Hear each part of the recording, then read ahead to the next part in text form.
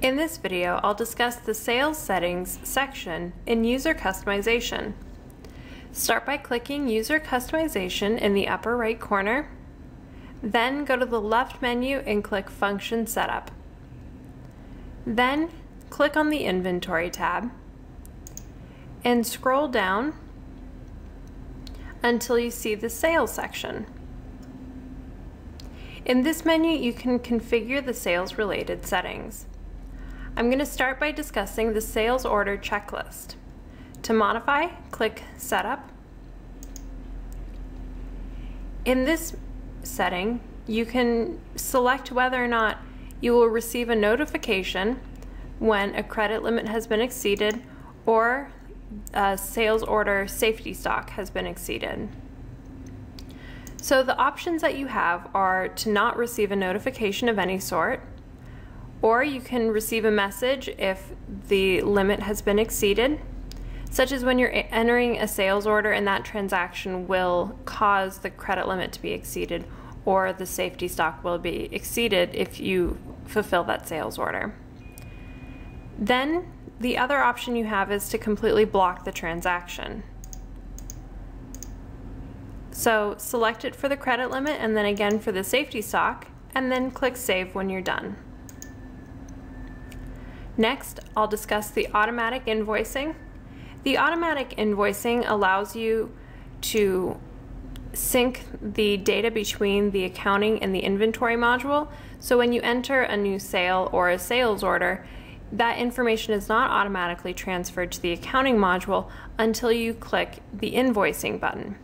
Now, you can turn on an option in the system where you just simply select the automatic invoicing at the bottom of the sales order in sales screens, and then if you select it and click Save when you're entering the sales order or sale, it will automatically invoice it, so you don't have to worry about clicking the invoicing button. Again, click Save to save the changes. Then the quantity units.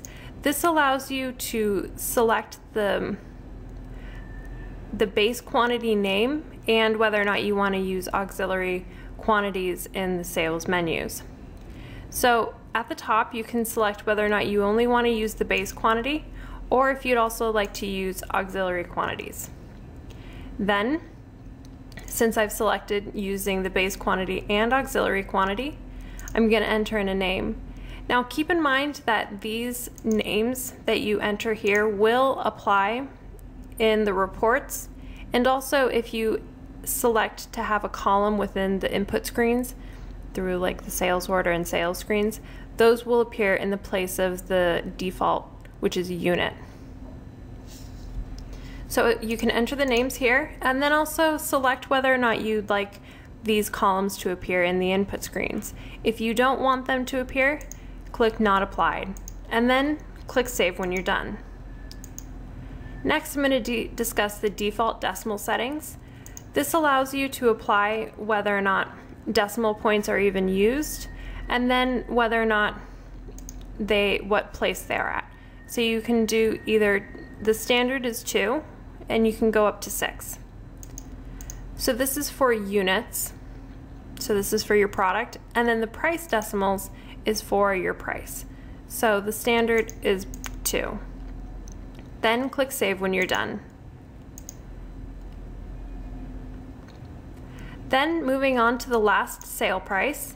The last sale price is helpful if you automatically use or you regularly use the last sale price that was applied. If you do, you have two options. You can click Based on Slip, which will automatically apply the last sale price from the last slip used. Or you can do it on history. This is helpful if you've, say, deleted a particular sales slip, but you'd still like to apply that price. This will ensure that even if the previous slip has been deleted, you can still use the price that was applied in that sales slip. Or if you don't want to use, click Do Not Use. Then click Save to apply the changes. And finally, I'll discuss the new sales checklist. This is very similar to the sales order checklist that we did earlier. Click Setup. This instead will select whether or not credit limit notifications and safety stock notifications are applied when you're in the new sales screen.